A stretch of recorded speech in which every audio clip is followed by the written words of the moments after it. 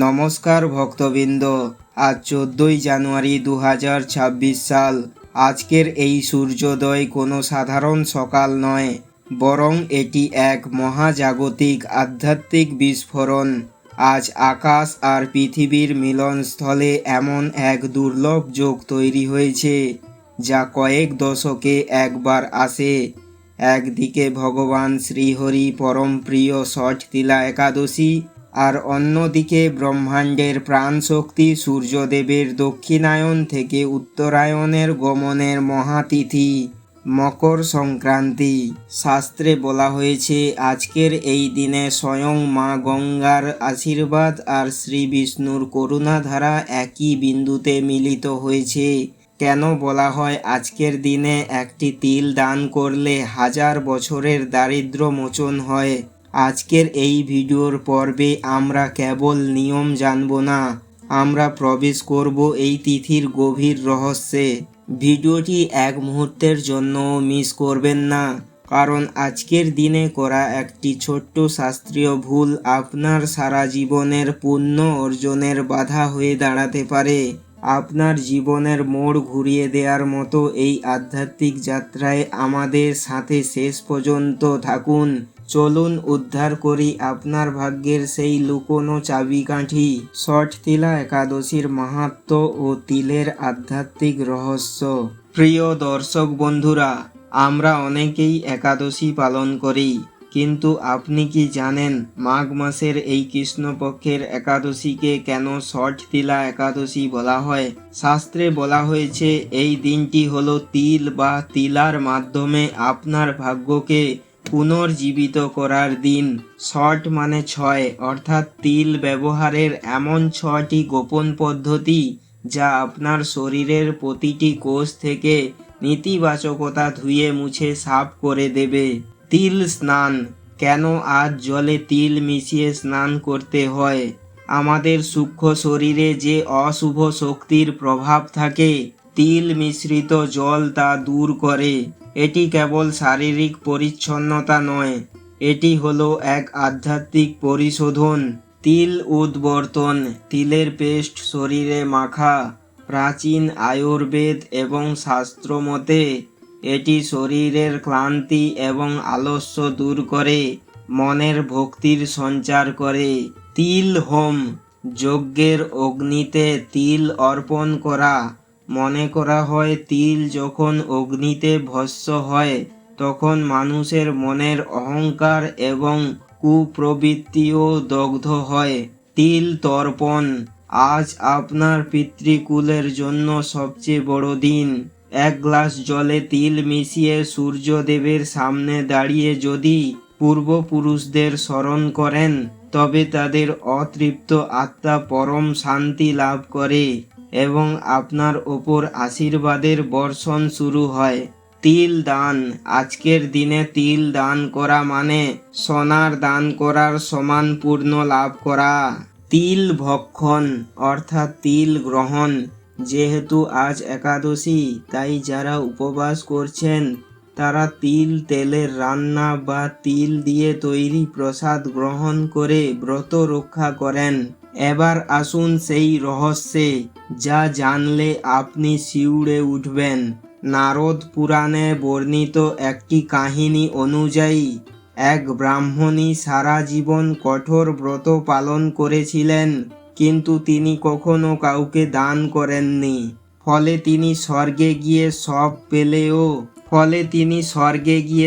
পেলেও তার ভোজন ছিল কেবল শূন্যতা।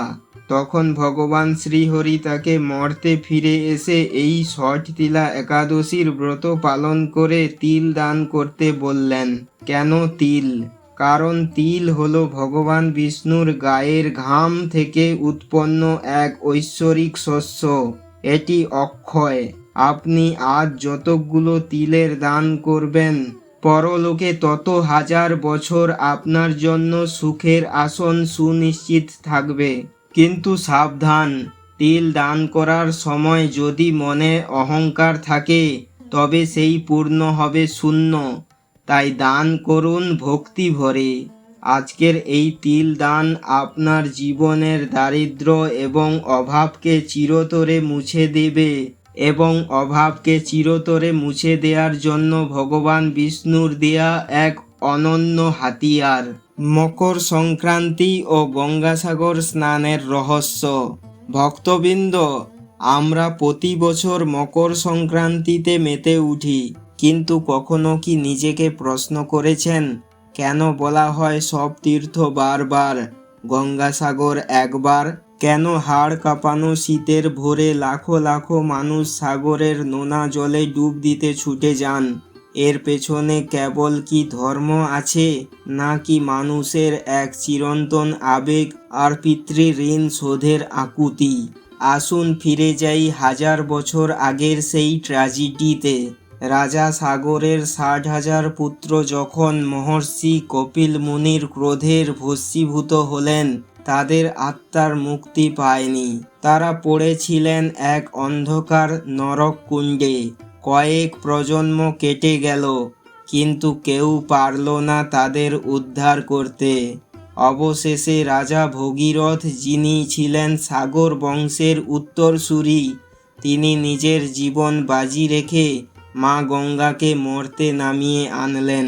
ভেবে দেখুন সেই মুহূর্তটি, যখন আজকের এই মকর সংক্রান্তির দিনেই মা গঙ্গার প্রথম সাগরের সাথে মিলিত হয়েছিল এবং সেই 60,000 অভিশপ্ত আত্মার মুক্তি ঘটেছিল। এই যে আপনি আগামীকাল গঙ্গায় ডুব দেবেন, এটি কেবল একটি স্নান নয়, এটি হলো আপনার সেই পূর্বপুরুষদের কথা মনে করা, যাদের রক্ত আপনার ধমনীতে বইছে। এটি হলো সেই বিশ্বাস যে এই মহাবিশ্বে কোনো ভুলই ক্ষমার অযোগ্য নয়। যদি মা গঙ্গার মতো শুদ্ধ ভালোবাসা জীবনে থাকে, গঙ্গাসাগরে যখন দেখবেন একজন বৃদ্ধা কাঁপতে কাঁপতে লাঠিতে ভর দিয়ে সাগরের দিকে যাচ্ছেন, তখন বুঝবেন এটি কেবল ধর্ম নয়, এটি হলো এক গভীর ভরসা। আমরা যারা আজ ব্যস্ত জীবনে বাবা মাকে সময় দিতে পারি না, নিজের শেকড়কে ভুলে যাই, তাদের জন্য এই দিনটি হলো আত্মসমর্পণের দিন। মা গঙ্গা আজ আমাদের শেখান, তিনি যেমন পাহাড় পর্বত সব বাধা পেরিয়ে সাগরে এসে মিশেছেন, তেমনি আমাদেরও জীবনেরও সব ঘৃণা আর অহংকার ধুয়ে ফেলে আজ এক হয়ে যেতে হবে। আজ মকর সংক্রান্তি কেন পালন করা হয়? কারণ আজ সূর্যদেব দক্ষিণায়ন শেষ করে উত্তরায়ণে প্রবেশ করছেন, অর্থাৎ অন্ধকার কেটে আলোর যাত্রা শুরু হচ্ছে। আজ স্নান সেরে যখন আপনি সূর্য দেবতার দিকে তাকিয়ে 2 হাত জোড়ো করবেন, তখন মনে রাখবেন আপনার ভেতরের অন্ধকারও আজ মা গঙ্গার জলে ধুয়ে মুছে সাফ হয়ে গেল। আপনি আজ যা চাইবেন, মা গঙ্গা এবং সূর্যদেব আপনাকে ফেরাবেন না।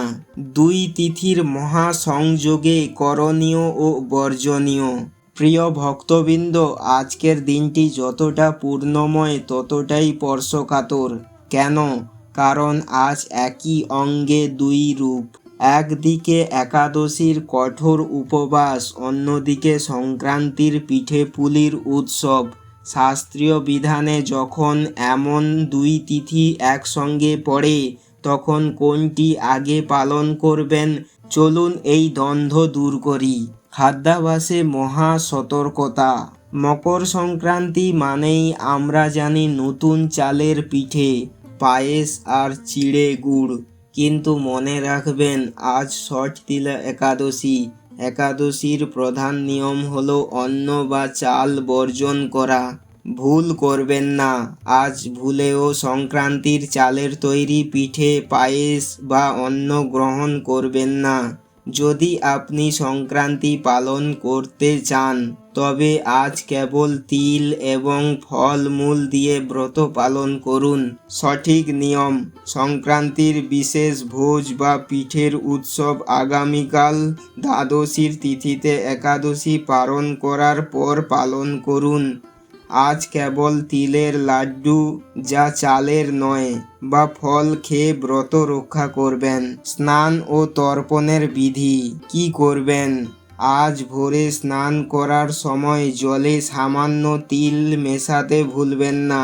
এটি একাদশী এবং সংক্রান্তির উভয় তিথিরই পরম নির্দেশ। তর্পণ আজ সূর্যদেবকে অর্ঘ্য দেবার সময় আমরা তামার পাত্রে জল, লাল ফুল এবং তিল ব্যবহার করুন। একাদশীর পবিত্রতা বজায় রেখে পূর্বপুরুষদের তিল জল অর্পণ করুন। দান ও উৎসর্গ আজ চাল দান না করে কালো তিল, গরম কাপড় যেমন কম্বল, ঘি এবং গুড় দান করুন। সংক্রান্তির দিনে তিল দান করা মানে আপনার গত বছরের সমস্ত অমঙ্গলকে বিদায় জানানো। মানসিক শুদ্ধি ও বর্জনীয় কাজ। বর্জনীয় আজ চুল বা নখ কাটা, সাবান ব্যবহার করা বা বাড়ির কোনো গাছ থেকে পাতা ছেঁড়া শাস্ত্র বিরুদ্ধ। করণীয় সারাদিন মনে মনে ওং নমো ভগবতে বাসুদেবায়, ওং নমো ভগবতে বাসুদেবায়, ওং নমো ভগবতে বাসুদেবায়, ওং ঘৃণী সূর্যায় নমঃ। এই দুটি মন্ত্র জপ করুন 3 বার, পারলে 108 বার জপ করুন। এই দুই শক্তির মিলনেই আপনার আজকের দিনটি সার্থক হবে। বিশেষ টোটকা ও ভাগ্য পরিবর্তনের উপায়। ভিডিওর এই পর্যায়ে আমি আপনাদের এমন 3টি বিশেষ টোটকার কথা বলবো যা আজকের এই ষটতিলা একাদশী ও মকর সংক্রান্তির মহা সংযোগে পালন করলে আপনার জীবনের বন্ধ দুয়ার খুলে যেতে পারে। এগুলো কোনো কুসংস্কার নয়, বরং আমাদের প্রাচীন শাস্ত্রের শক্তির প্রয়োগ। অর্থকষ্ট দূর করার তিল প্রদীপ টোটকা। আজ সন্ধ্যায় আপনার বাড়ির ঈশান কোণে, উত্তর পূর্ব দিকে অথবা তুলসী তলায় একটি ঘিয়ের প্রদীপ জ্বালান। সেই প্রদীপের তিলের মধ্যে 1 চিমটি কালো তিল দিয়ে দিন।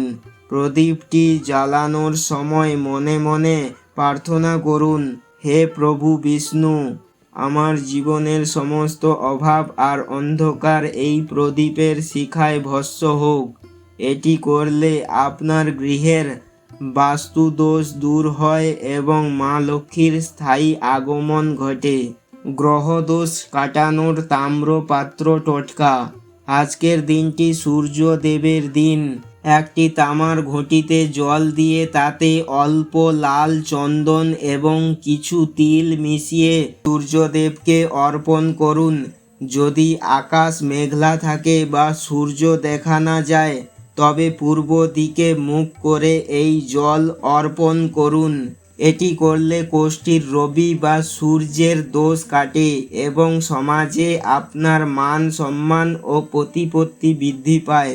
শারীরিক ও মানসিক মুক্তির তিল স্নান। আপনি যদি আজ গঙ্গাসাগর যেতে না পারেন, তবে নিরাশ হবেন না। স্নানের বালতিতে সামান্য গঙ্গাজল এবং অল্প তিল দিয়ে স্নান করার সময় 3 বার এই মন্ত্রটি বলুন, গঙ্গেই চ যমুনেই চৈব গোদাবরী সরস্বতী নর্মদে সিন্ধু কাবেরী জলহস্মিন সন্নিধিং কুরু। বিশ্বাস করুন, শুদ্ধ মনে এই স্নান করলে আপনি ঘরে বসেই গঙ্গাসাগর স্নানের সমপরিমাণ পূর্ণ লাভ করবেন। আপনার দীর্ঘদিনের শারীরিক অসুস্থতা বা মানসিক দুশ্চিন্তা থেকে মুক্তির পথ প্রশস্ত হবে।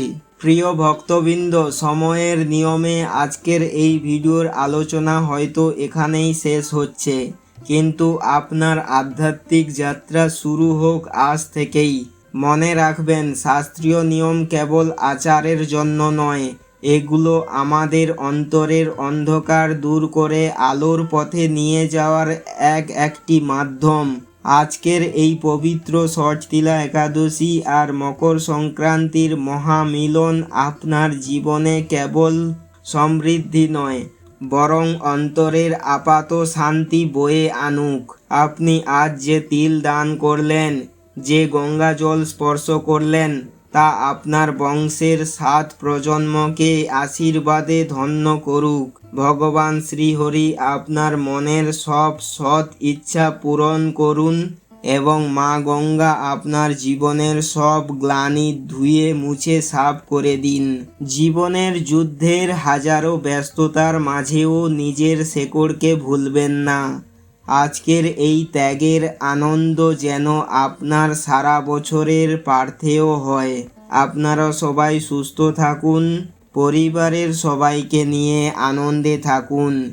যদি আজকের এই আলোচনা আপনার মনে এক বিন্দুও ভক্তির সঞ্চার করে থাকে তবে ভিডিওটি লাইক করুন, অন্যদের সাথে শেয়ার করুন, কারণ পূর্ণ ভাগ করে নিলে তা বহুগুণ বেড়ে যায়। আর আমাদের এই আধ্যাত্মিক পরিবারের সদস্য হতে এখনই সাবস্ক্রাইব করে পাশে থাকা বেল আইকনটি চেপে দিন।